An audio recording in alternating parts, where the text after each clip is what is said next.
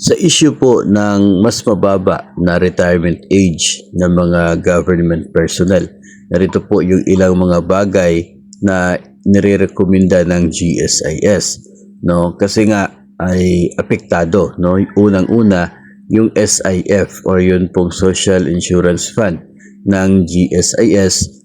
Ito po, no, yung kanila pong recommendation if ever po na mag-implement na mas mababa na retirement age. Nandyan po yung increase significantly the premium contribution rate, provide needed funds to prevent substantive impact on SIF's actuarial life, and adjust the benefit paid to those who will retire early to protect the welfare of those who will be left behind to subsidize their pension.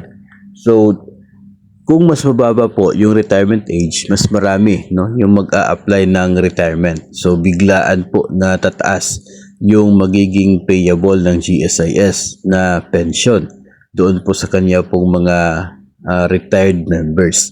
Kapag ganun po yung mangyayari, apektado po yung period na tinatawag nilang actuarial life ng pondo, no, dahil biglaan yung pagdami ng mga babayaran, bigla ang pagbaba ng pondo. So magiging shorter na lang yung kayang i-shoulder ng fund na yan for the premiums of for the pension of the retired po, no. So tapos kapag nag-retire na po sila, so sino po yung magbabayad ng premiums to the GSIS na pwedeng gamitin para sa pension nila?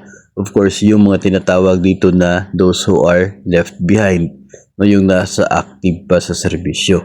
So ang proposal ay taasan yung premiums, no, siguro hopefully ay options lamang, no, sa mga nandito yung proposal nila, hindi po lahat, no, kasi significant, no, yung significant increase pa lamang nandoon ay kawawa na po, no, yung mga aktibo pa sa serbisyo na siya pong magbabayad ng significant increase na yan sa premiums.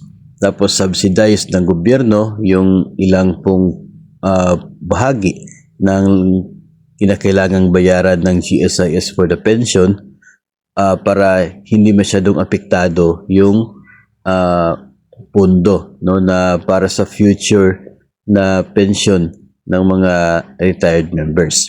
And nandun po na yung bawasan yung makukuha ng mga mag-early exit, mag-early retire dahil po doon sa pagbaba ng retirement age. Ito po yung proposal nila, pero alam po natin na for the 19th Congress ay hindi naman po nag-prosper, no? Yun pong mas mababa na retirement age kasi nakapending pa rin doon sa Senado, and very limited na lamang yung time ng mga senador para pag-usapan yon. Nandyan pa yung impeachment, so mas lalong magiging halos imposible na magiging batas pa yung 56 na retirement age. So para mag-aabang na lamang tayo sa susunod na Congress, sa 20th Congress, sa mga bagong nanalong congressman at senador, kung ito ba ay kanila pa ring papaboran, no, o kaya ito ba ay kanila nang gawing batas o the 20th Congress. So yun ay aabangan pa lamang po natin. So basta for the part of the GSIS, ito po yung kanilang parang ito yung masasabi nila doon po sa mga panawagan na babaan ang retirement age ng mga government personnel.